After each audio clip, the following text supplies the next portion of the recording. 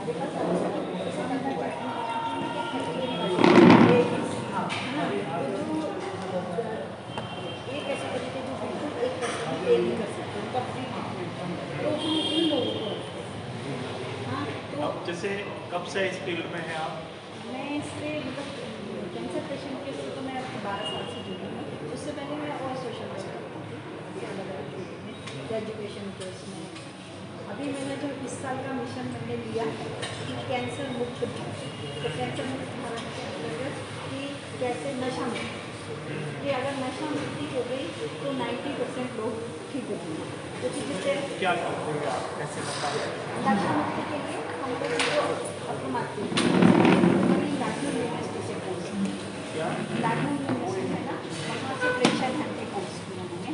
तो उसमें कि अपने को कैसे मतलब जो प्रमाद आ रहा है वो यहाँ से आ रहा है तो उसको माइंड को सिग्नल दिए ना और फिर वो जाएंगे सिग्नल और फिर वो ठीक हो जाता है। जैसे कितने लोगों को मैं कराती हूँ ना कि पहले तो संकल्प कि मुझे नशा छोड़ना है वो सारा लिंक होता है इसके क्या क्या नुकसान है क्या क्या पहले पूछती फ़ायदा क्या क्या।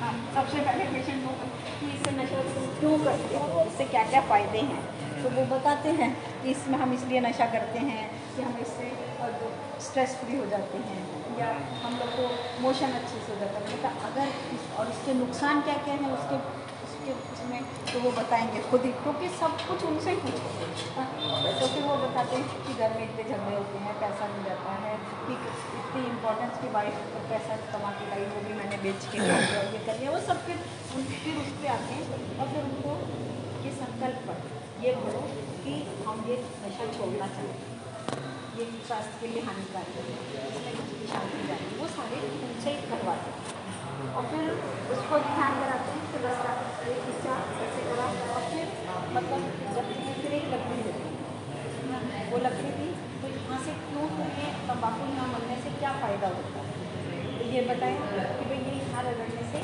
अपने डाइजेशन सिस्टम पे इसका इफेक्ट आता है और इसलिए तुम्हें लगता है कि इससे मोशन होगी तो अगर ये लकड़ी भी मलोगे ना तो भी वही फ़ायदा होगा और वो इसको कि भगवान का नाम लेके कि मेरे को नशा नहीं करना और ये मुँह में डाल तो वो लकड़ी लेकिन कितने लोगों को आप कर सकते हैं?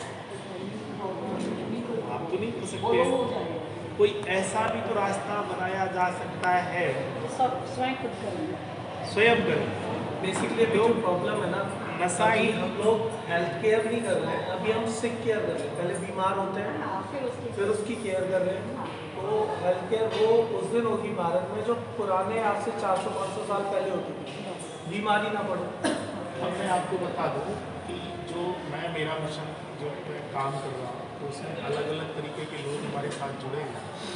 जैसे मैंने देखा कि जो विद्या मुझे कहीं से मिले जिस विद्या से मैं ठीक हूँ विपुल जी जरा उनको बच्चों को भी बुला लेते हैं ना तो वो भी सुनेंगे तो उनको पता चलेगा वो ज़्यादा अच्छा उधर ही चलते हैं हाँ